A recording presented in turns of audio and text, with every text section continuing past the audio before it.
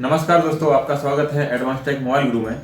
दोस्तों, जैसे कि आप जानते ही हैं कि एडवांस टेक नए नए वीडियो लाता रहता है कोई ना कोई फॉल्ट पर। तो आज हमारे पास फॉल्ट है MI A3 है और ये डेड है। तो हम इस पर देखेंगे कि ये डेड कहाँ से है, क्या प्रॉब्लम है और क्या क्या इस पर काम हो चुका है। तो हम देखते हैं, एक कोशिश करते हैं इसको सही करने की। सही होता है नहीं होता है बात की बात है। तो पहले हम इसे देखेंगे कि इसमें क्या क्या काम हो चुका है। तो किसका सेट है? मेरा सेट है। आपका सेट है। तो आपने इसमें क्या क्या कर लिया है? हमने उसमें सीपीयू रिबल किया था। अच्छा, CPU रिबल किए थे। करके ट्राई किए हैं, फिर भी उसमें पावर कुछ नहीं आ रहा था। अच्छा। इसलिए हम उसे छोड़ दिए। ठीक है, कोई बात नहीं, हम चेक कर लेंगे इसमें कि दिक्कत क्या है और कहाँ से है। ठीक है, तो चलिए हम स्टार्ट करते हैं। MI A3 में हमें खोलना है PCB लेआउट और स्कीमेटिक। तो इस तरह से हमने इसका स्कीमेटिक को कंबाइन कर लिया है। अब हम इसके हिसाब से इसमें चेक करेंगे कि प्रॉब्लम कहाँ है। तो सबसे पहले डेड फोन है ये, ठीक है। तो डेड फोन है, तो डेड फोन में हमें क्या करना होता है? डेड फोन में चेक करने के लिए कूल टेस्टिंग, हॉट टेस्टिंग तो दोनों ही होंगी। कूल टेस्टिंग भी करेंगे और हॉट टेस्टिंग भी करेंगे। तो इसके लिए अगर हम देखें डीसी मशीन, तो एक बार मैं डीसी मशीन पे इसकी रीडिंग लेना चाहूंगा कि कितनी रीडिंग आ रही है। डीसी मशीन से हम अनुमान लगा लेते हैं कि सेट में शॉर्टिंग है, लीकेज है। तो शॉर्टिंग लीकेज होगी तो उस पर काम करेंगे, शॉर्टिंग लीकेज नहीं होगी तो दूसरा काम करेंगे। एक अंदाज हो जाता है, इसलिए डीसी को कनेक्ट करके देखा जाता है। नहीं तो हम बिना डीसी के भी पूरा फोन को चेक कर सकते हैं। बिना डीसी से भी चेक किया जाता है और बिना डीसी के वैसे चेक करना चाहिए, लेकिन ये शॉर्टकट तरीका थोड़ा जल्दी पता चल जाता है कि प्रॉब्लम हो कहाँ सकती है। तो अभी जैसे मैंने कनेक्ट किया तो कोई भी करंट इसने नहीं लिया। जब कोई भी करंट नहीं लिया, इसका मतलब है कि इसमें लीकेज तो नहीं है, ना कोई शॉर्टिंग है। जैसे मैं पावर की दबाता हूँ तो 140, 141, 170, 167, 158, 44, 94, मतलब आपका 80, 82, 44 से उठ रहा है और 170 तक ये फ्लक्चुएट कर रहा है। मैं पावर की जब तक छोड़ नहीं रहा हूँ तब भी ये फ्लक्चुएशन आ रहा है, और छोड़ने से क्या हो जा रहा है? जीरो। तो पावर की छोड़ने से जीरो हो रहा है, और आपकी जब तक पावर की दबाए रखे हैं तब तक फ्लक्चुएशन आ रहा है। तो यहाँ हम ये कह सकते हैं कि इसमें VPH लाइन या VBAD लाइन, VPH और VBAD लाइन में शॉर्टिंग और लीकेज तो नहीं है। अगर VPH या VBAD में शॉर्टिंग या लीकेज होती है तो डायरेक्ट कुछ ना कुछ रीडिंग लेता है, ठीक है। लेकिन पावर की दबाने से फ्लक्चुएशन होना ये कहता है कि कहीं ना कहीं हो सकता है शॉर्टिंग हो सकता है कि शॉर्टिंग हो सकता है कोई सिग्नल मिसिंग हो, कोई ना कोई क्या नहीं हो रही है, पावर सीक्वेंस की पूर्ति नहीं हो रही है, कहीं ना कहीं पावर सीक्वेंस में कोई मिस्टेक है।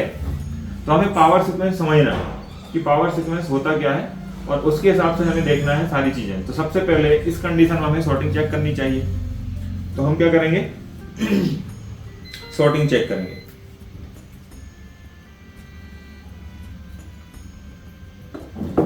शॉर्टिंग चेक करने के लिए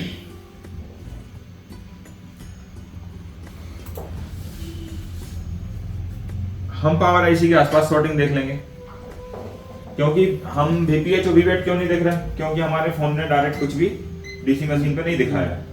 तो हम डायोड मोड लगाएंगे और पावर आईसी के आसपास शॉर्टिंग चेक करेंगे।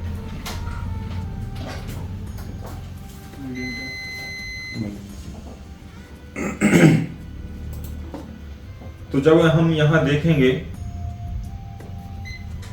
तो यहां पर मुझे 135 लगभग रीडिंग देखने को मिल रही है। दूसरे पे देखेंगे तो मुझे लगभग 0.073 रीडिंग दिख रही है। ये रीडिंग है, यहाँ पर बीप बजने दो, बीप से कोई मतलब नहीं होता है। फिर यहाँ देखो, यहाँ भी रीडिंग है, यहाँ भी रीडिंग है, 23 की रीडिंग है यहाँ पे, यहाँ भी 23 की रीडिंग है, यहाँ पर 175 है, यहाँ पर 38 है। अब यहाँ पर कम रीडिंग है तो उसका दूसरा मतलब है, ठीक है। तो वो तो आपको ये तो आपको क्या है, थ्योरी का पार्ट है कि रीडिंग कम क्यों है, ठीक है, इतनी रीडिंग क्यों आ रही है, इसको शॉर्ट मानना चाहिए नहीं मानना चाहिए, क्या है, थ्योरी का पार्ट है। जब थ्योरी में कंप्लीट चीज बताई जाती है कि भाई इतनी रीडिंग का मतलब क्या समझेंगे हम, शॉर्ट है कि नहीं है, लीकेज है कि नहीं है, तो वो अलग चीज है, वो क्लास वाला काम है। तो यहाँ पर इतनी रीडिंग सही है, यहाँ पर हमें कोई शॉर्टिंग नहीं दिख रही है। अब हम आसपास और कैपेसिटर्स पे भी देख लेते हैं। तो यहाँ भी शॉर्टिंग नहीं है, यहाँ भी शॉर्टिंग लीकेज नहीं है, ये भी शॉर्टिंग लीकेज नहीं है, ये भी शॉर्टिंग लीकेज नहीं है, यहाँ भी नहीं है, यहाँ भी नहीं है, यहाँ भी नहीं है। एक तरफ ग्राउंड होता है, नहीं है, नहीं है। एक तरफ ग्राउंड होता है, नहीं है, नहीं है, नहीं है। एक तरफ ग्राउंड होता है, नहीं है, नहीं है, नहीं है, नहीं है, नहीं है शॉर्टिंग। यहाँ भी ओके है, ओके है, ओके है, ओके। ये भी ओके, ये भी ओके, ओके है। ये सब एक ही साथ कनेक्ट है, ओके है, ओके है, ओके है। ये भी ओके है। यहाँ पर हमने सारे देख लिए, ये सब ओके हैं। ये बैक साइड है तो इसका दूसरी साइड, ये भी ओके। तो यहाँ तो कोई शॉर्टिंग नहीं दिख रही है, ठीक है। और कहीं देखा जाए, यहाँ भी नहीं है, यहाँ भी नहीं है, यहाँ भी नहीं है, यहाँ भी नहीं है। थोड़ा यहाँ देखा जाए, नहीं है, नहीं है, नहीं।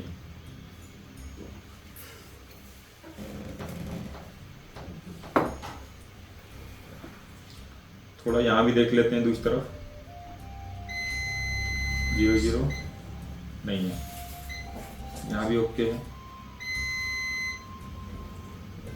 कोई शॉर्टिंग नहीं है, नहीं है, नहीं है, ओके है, ओके है, ओके है, ओके।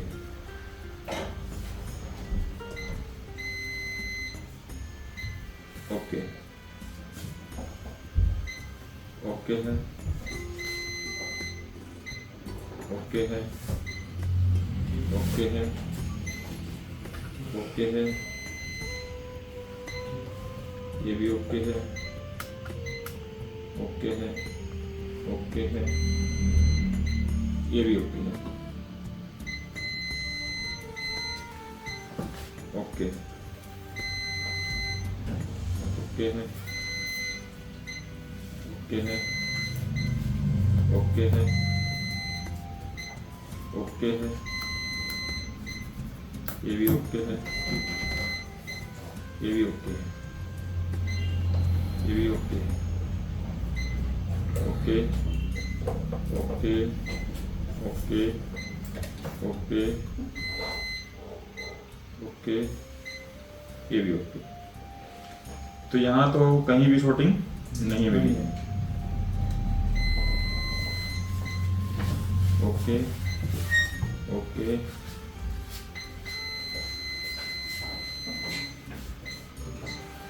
ये भी ओके, ये भी ओके। तो जितनी चीजें यहाँ पर देखी हैं वो सारी मुझे ओके दिख रही हैं। ओके, तो हमने बहुत ज़्यादा एरिया देख लिया है और इसमें हमें कहीं भी शॉर्टिंग नहीं मिली है। तो शॉर्टिंग तो नहीं है इसमें। अब शॉर्टिंग नहीं है तो कोई आपकी जब शॉर्टिंग नहीं होती है तो फिर कोई ना कोई सिग्नल की मिस्टेक हो सकती है। अब हम देखेंगे पावर आईसी कहाँ है।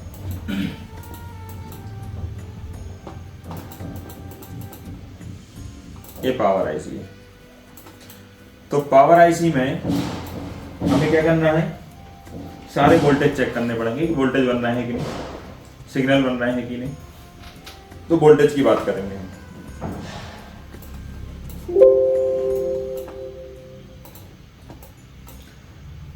तो यहाँ पे ये जो बक बन रहा है S1, बक S1, ठीक है, इसको हम देखेंगे।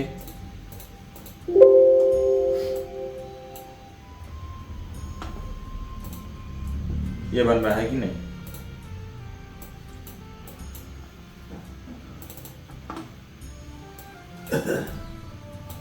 तो ये हमारी सारी कॉइल जितनी दिख रही है बक कॉइल्स हैं। तो हम इसे चार्ज को लगाएंगे, क्योंकि चार्ज लगाने पर सिस्टम बूट करता है, तो उस कंडीशन में बक बनने चाहिए। तो एक बार हम बक भी देख लेंगे। तो यहाँ पर हम सारे वोल्टेज देख लेते हैं। पहली वाली बक कॉइल में वोल्टेज है, लेकिन देखो फ्लक्चुएट कर रहा है, आ रहा है जा रहा है। दूसरी में देखते हैं, वोल्टेज है, आ रहा है जा रहा है। इसमें भी आ रहा है लेकिन चला जा रहा है, आ रहा है लेकिन चला जा रहा है, आ रहा है चला जा रहा है, आ रहा है और जा रहा है। सेम कंडीशन हो रही सब में, ये देखो। तो यहाँ पर सारे बक बन रहे हैं, सारे बक बन रहे हैं, मतलब बक बन तो रहे हैं, लेकिन वोल्टेज क्या हो रहा है? फ्लक्चुएट हो रहा है। तो फ्लक्चुएशन हो रहा है और वोल्टेज भी बन रहे हैं। तो हमें अब देखना पड़ेगा कि ऐसा क्या है। आपकी कोई सीपीयू की रिक्वायरमेंट पूरी नहीं हो रही है, कोई सिग्नल में दिक्कत है, वो हम एक बार देख लेते हैं। तो उसके लिए चलेंगे हम स्कीमेटिक में और आईसी में जाके हम U1301 को सर्च करेंगे और इसका हम कंट्रोल सेक्शन देखेंगे, क्योंकि सारा कंट्रोल एक ही जगह से होता है, वो देख लेते हैं। तो ये उसका कंट्रोल है। अब यहाँ पे जो क्रिस्टल है, ये क्रिस्टल काम करता है तभी बक बनते हैं, मतलब क्रिस्टल तो काम कर रहा है, ये तो बक ही नहीं बनेगी। ठीक, बक बन रहा है मतलब इसे चेक करने की जरूरत नहीं है। अब यहाँ पे बात करेंगे हम, यहाँ पर लिखा है आपका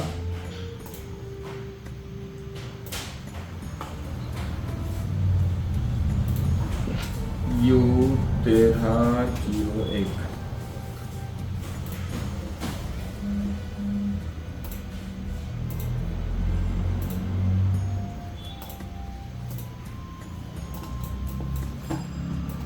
यहाँ पर लिखा है सिस्टम ओके।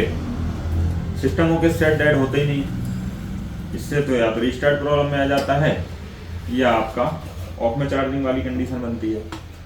तो इससे तो डेड नहीं होता है। तो सिस्टम ओके से डेड होते ही नहीं है, इससे रिस्टार्टिंग की प्रॉब्लम आती है।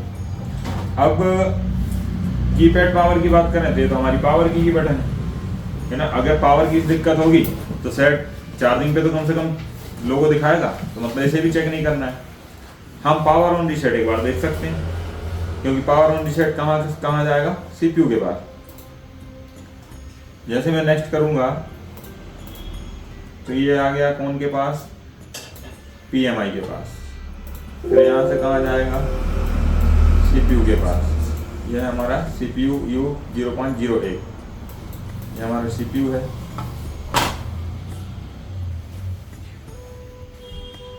क्या हो रहा है? लोड हो रहा है इसको। फिर आगे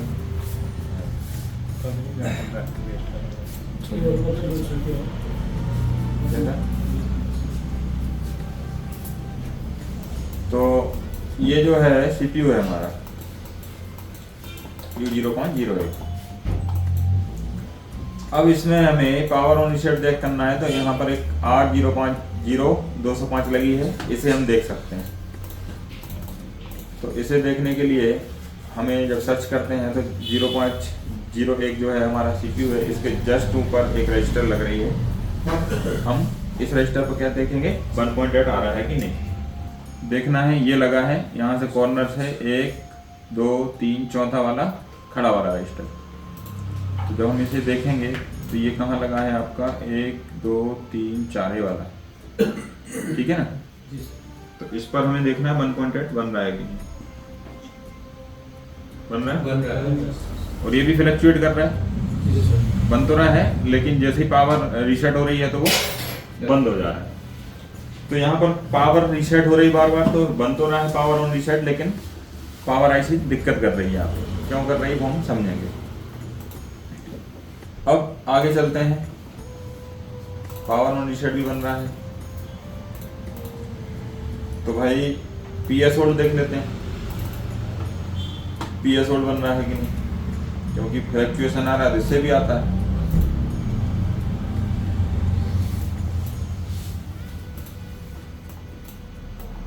तो इसमें भी एक रजिस्टर लगी है 0206, तो इसको देख लेते हैं 0206 कहाँ लगी है, जस्ट उसके पास में।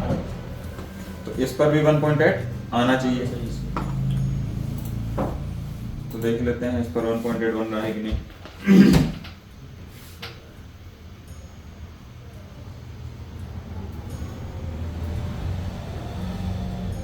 इस पर भी आ रहा है और जा रहा है, दोनों तरफ आ रहा है और जा रहा है, मतलब ये ओपन भी नहीं है, इसको वोल्टेज आ भी रहा है, जा भी रहा है। अब वोल्टेज आ भी रहा है, जा भी रहा है, वैसे तो पीएस होल्ड पे वोल्टेज आता है तो जाना नहीं चाहिए फिर, क्योंकि ये नियम के हिसाब से है कि एक बार वोल्टेज आ गया तो जाएगा नहीं। क्यों नहीं जा रहा है? क्या सीपीयू इसको, क्योंकि भेज कौन रहा है इसको भेजता है सीपीयू, पीएस होल्ड भेजता है सीपीयू। अगर यहाँ पर सीपीयू इसको कट कर रहा है तो क्यों कर रहा है? सीपीयू कट नहीं करना चाहिए।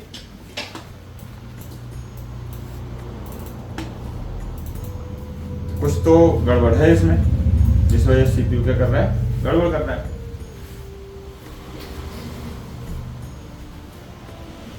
ठीक है, अब इसमें फॉल्टेन की प्रॉब्लम भी हो सकती है, तो हम एक बार फॉल्टेन देख सकते हैं।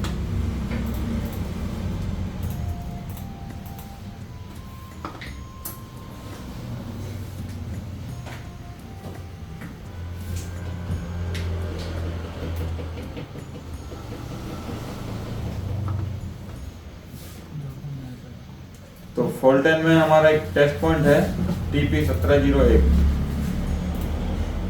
TP1701 को हम देखते हैं कहाँ है।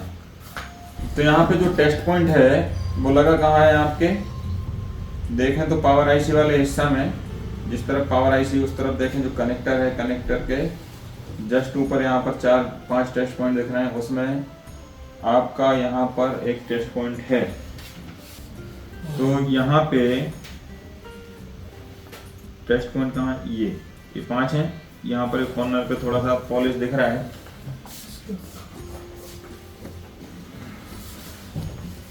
इस पॉलिश में हमको देखना है वो टेस्ट पॉइंट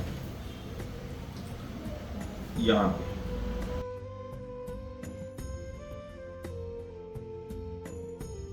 तो अब वोल्टेज देख लेते हैं यहाँ पे हम कितना वोल्टेज आ रहा है। 1.2 जितना आना चाहिए, आ रहा है 1.3। तो यहाँ पर हमारा ये सिग्नल भी ओके है, बराबर आ रहा है।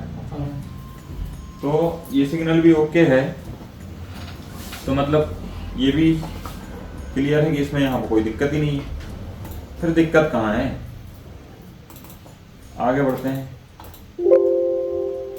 तो हम क्या करते हैं आगे बढ़ते हुए, तो यहाँ पे हमने देख लिया भाई फॉल्टेन भी हमारा ओके दिख रहा है। तो आगे हम बढ़ते हैं। अब आगे क्या आता है हमारा, डाटा क्लॉक। तो हम डाटा क्लॉक चेक करते हैं इसकी, कुछ है इसका टेस्ट पॉइंट वगैरह। ये कौन सी आईसी है, ये तो PMI है। यहाँ पर मुझे एक रजिस्टर दिख रही है और 2 मुझे कैपेसिटर दिख रहे हैं। तो हम यहाँ पर इनकी लोकेशन देखेंगे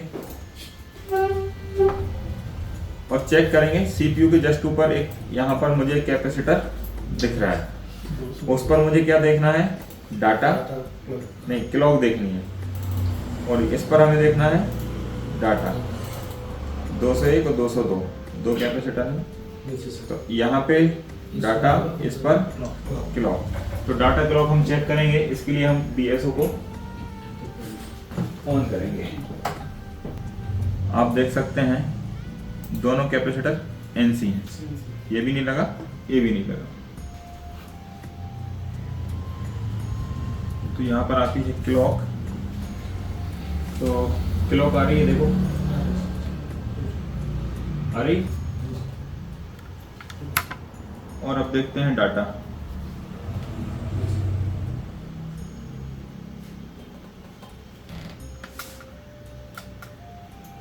डाटा भी आ रहा है, तो डाटा क्लॉक बार बार आ रहा है। तो यहाँ तक हमारे ये है कि क्लियर है ये लाइन। यहाँ तक हम देख रहे हैं कि हमारा डाटा क्लॉक यहाँ तक कैपेसिटर तक हमारा कंफर्म आ रहा है। यहाँ पर एक रजिस्टर और लग रही है, तो यहाँ पर हमें ये देखना है कि ये जो रजिस्टर है, ये रजिस्टर हो सकता है ओपन होने की वजह से यहाँ तक इसकी क्लॉक नहीं पहुंच रही हो सकता है ये लाइन ड्राई सोल्ड हो, कुछ भी हो सकता है। तो एक बार, अब इससे ही मतलब नहीं है, जितने भी सिग्नल देखें हमें आईसी तक तो बन रहे हैं, हो सकता है वो सीपीयू से ड्राई सोल्ड हो, लेकिन सीपीयू आप 2 बार रिवॉल्व कर चुके हैं, तो हो सकता है सही से नहीं हुआ, ऐसा भी हो सकता है। तो एक बार हम इस रजिस्टर की दूसरी तरफ और क्लॉक को क्या कर लेते हैं, मेजर कर लेते हैं। तो ये रजिस्टर देखो उस कैपेसिटर के नीचे ही लगी है, तो क्या जाता है वहीं की वहीं हम चेक कर लेते हैं।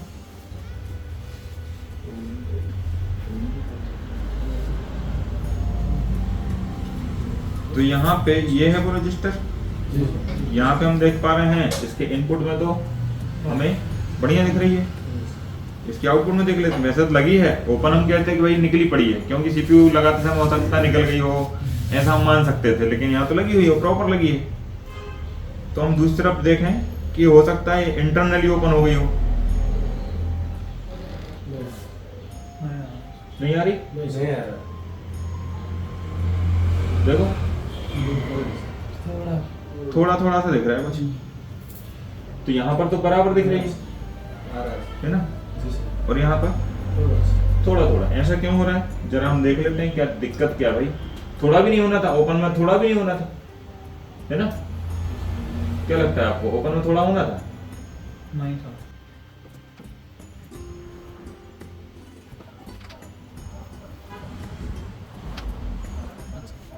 देखो आ रही है,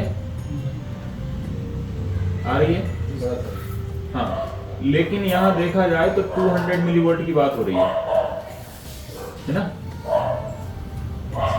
यहाँ पर 200 मिलीवोल्ट की बात हो रही है जब एक क्लॉक दिख रही है। और पहली तरफ अगर हम देखें, तो यहाँ तो बहुत बड़ी दिख रही है, तो मैं थोड़ा सा वोल्टेज फिर कम करता हूं।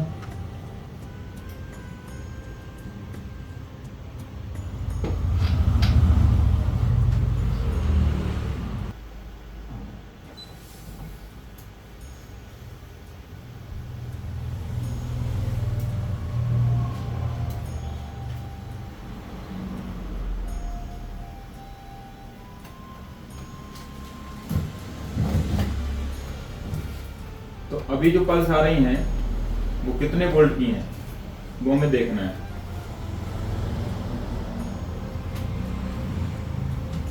तो यहाँ पर मैंने 1 वोल्ट लगा के rखा है, ठीक है, तो ये 2 वोल्ट की पल्स आ रही है, ठीक। अब 2 वोल्ट की पल्स आ रही है और दूसरी तरफ देखूं तो दूसरी तरफ तो आधा वोल्ट भी नहीं है। अगर मैं इसको वोल्ट को कम करूं, आधा वोल्ट कर लूं, देखो आधा वोल्ट जितनी भी नहीं है, और कम करूं 200 मिलीवोल्ट, अब दिख रहा है मुझे लगभग 300 मिलीवोल्ट की।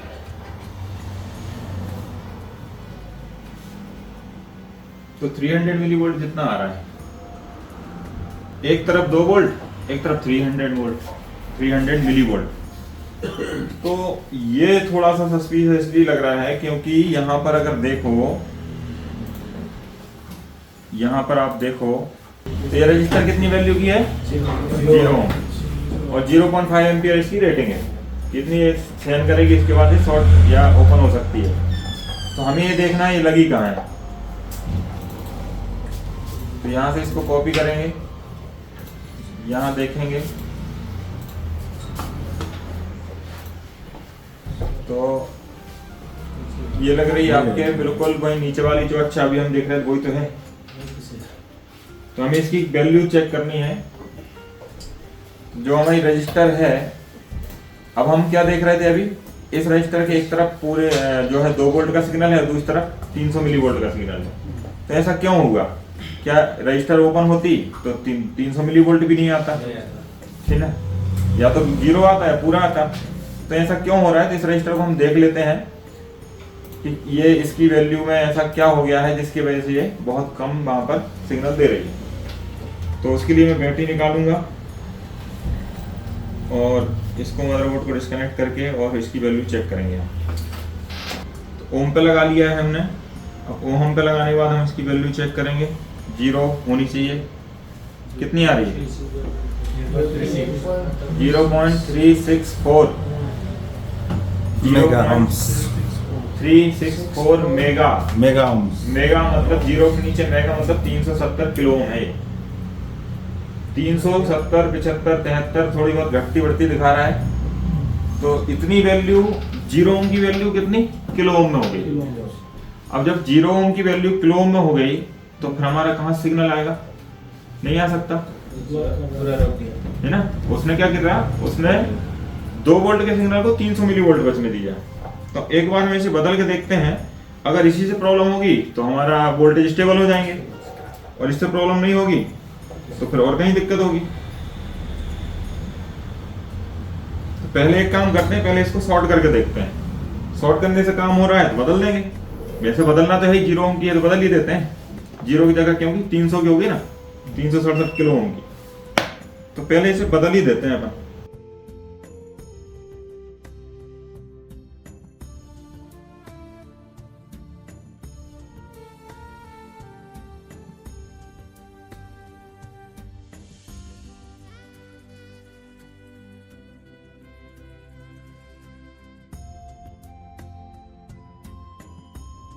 अब एक बार वैल्यू फिर देखते हैं लगाने के बाद।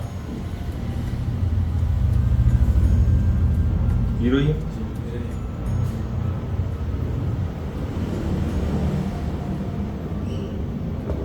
तो एक बार कंफर्म कर लेते हैं सही से लगी है कि नहीं। अगर सही से नहीं लगी होगी तो थोड़ी सी ऊपर से उठी दिख रही ना, तो यहाँ से लगाने में वो हिलेगी, नहीं हिल रही मतलब सही लगी। अब हम फिर से देखेंगे इसकी फ्रीक्वेंसी जो हमारी क्लॉक है वो सही हुई कि उतने ही है, वो हम एक बार चेक कर लेते हैं। तो समस्या ही समस्या। हाँ, अब हम देखते हैं जो इस पॉइंट पे आ रही थी, ठीक है।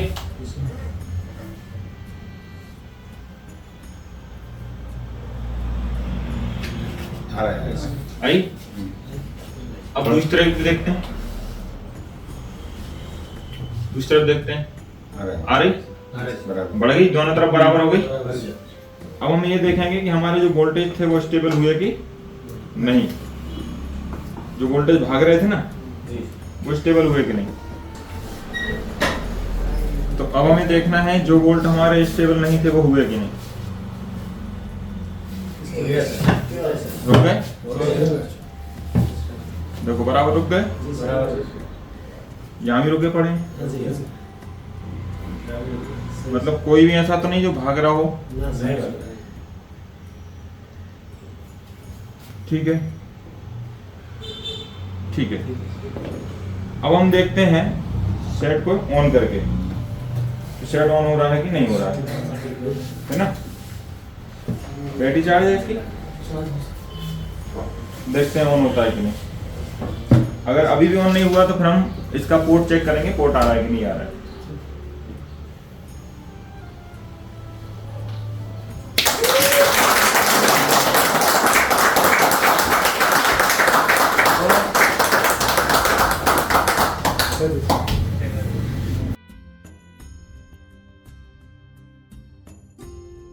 देखो सेट चल रहा है आपका।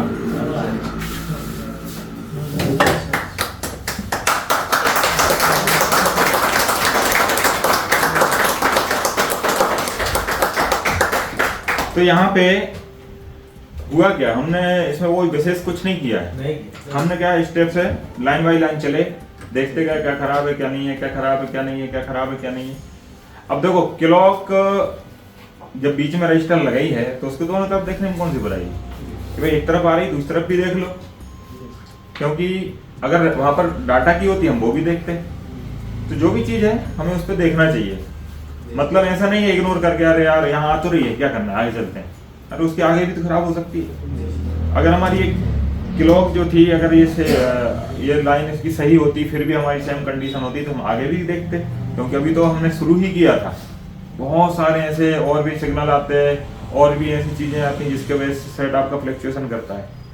तो फ्लक्चुएशन कंडीशन में आपने देखा कि किस तरह से सेट में दिक्कत आ गई थी कि एक रजिस्टर की वैल्यू बढ़ने से सेट डेड हो गया था। और कितनी बढ़ी? 367 किलो, 0 से 367 हो गई, तो लोड पड़ने पे हो जाती है। तो आपको छोटी छोटी चीज़ें भी ध्यान देनी पड़ेंगी, ठीक है। अगर आपको वाकई में सही नॉलेज है कंपोनेंट का, सिग्नल का, या पूरी सर्किट का, या पावर सीक्वेंस का, तो आपके लिए कोई फॉल्ट पड़ा नहीं है। अच्छा, आपने देखा था कल हमने कितने फोन बनाए थे, कैसे बन रहे थे फोन? फटाफट, है ना। मतलब उनमें फॉल्ट आपने देखा कि यार फॉल्ट कुछ है ही नहीं। मतलब आपके नियम में छोटे फॉल्ट थे, अगर छोटे थे तो आप लेके क्यों आए? लेके आए मतलब आपसे पहले नहीं बन रहे थे वो। लेकिन जैसे ही हमने यहाँ तैयार किया तो कितने फोन थे? लगभग 5-6 फोन थे, और 6 फोन में मतलब 1 घंटा भी नहीं लगा, सब क्लियर। तो ऐसे ही छोटी छोटी चीजें होती हैं फोन के अंदर, बहुत बड़ी बड़ी मिस्टेक नहीं आती, छोटी छोटी मिस्टेक आती। बड़ी क्या होती? पावर आईसी, सीपीयू, ईएमएमसी, ये तो कोई भी कर लेता है। तो बड़ी मिस्टेक है तो कोई भी सुधार लेता है, छोटी मिस्टेक नहीं पकड़ पाते हैं। तो ये छोटी सी मिस्टेक थी। अब जो जानता है उसके लिए छोटी, और जो नहीं जानता उसके लिए पहाड़, है ना। आपके यहाँ का चंद्रगिरी। तो इस तरह से हम क्या करते हैं, रिपेयरिंग करते हैं। तो आपको समझ में आई पूरी ट्रेसिंग? ठीक है ना। तो इसी तरह से टेस्टिंग की जाती है। हम पहले करते हैं कूल टेस्टिंग, फिर करते हैं हॉट टेस्टिंग, और जब हॉट और कूल दोनों ही ओके हो फिर हम करते हैं सिग्नल टेस्टिंग। तो सिग्नल के लिए इसकी नॉलेज भी होना जरूरी है। तो डीएसओ भी उतना ही जरूरी होता है जितना मल्टीमीटर। तो दोस्तों, कैसा लगा आपको ये सॉल्यूशन? अगर आपको ये सॉल्यूशन अच्छा लगा हो और आप भी चाहते हैं इसी तरह से आप भी सीखना चाहते हैं कि आप भी आसानी से किसी भी फॉल्ट को ट्रेस कर सकें, चाहे वो कितना ही बड़ा फॉल्ट हो, आपके लिए वो फॉल्ट हमेशा छोटा ही लगना चाहिए। अगर आप चाहते हैं इस तरह से सीखना, तो आप हमारे मोबाइल गुरु एडवांस टेक इंस्टीट्यूट को ज्वाइन कर सकते हैं, जो नेपाल में भी है और भोपाल में भी है। भोपाल मतलब इंडिया, मध्य प्रदेश में। तो भारत में जो मध्य प्रदेश है उसमें हमारा भोपाल है, और भोपाल में हमारी जो है मेन हेड ऑफिस है, वहीं पर हमारा इंस्टीट्यूट चलता है, और वहीं की एक ब्रांच हमने नेपाल में खोल कर रखी है। तो ये हमारी नेपाल की ब्रांच है। अभी ये जो सॉल्यूशन आप देख रहे हैं ये नेपाल की ब्रांच में देख रहे हैं, और ये सभी स्टूडेंट जो है वो नेपाल के हैं।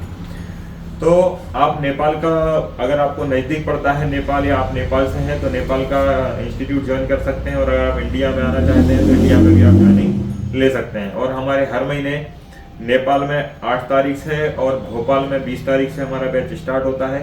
तो अगर आप चाहते हैं अगले बैच नेपाल में ज्वाइन करना, तो 8 तारीख से पहले अपनी सीट बुक कराएं। और अगर आप चाहते हैं भोपाल में ज्वाइन करना, तो 20 तारीख से पहले आपकी सीट जो है रिजर्व कराएं।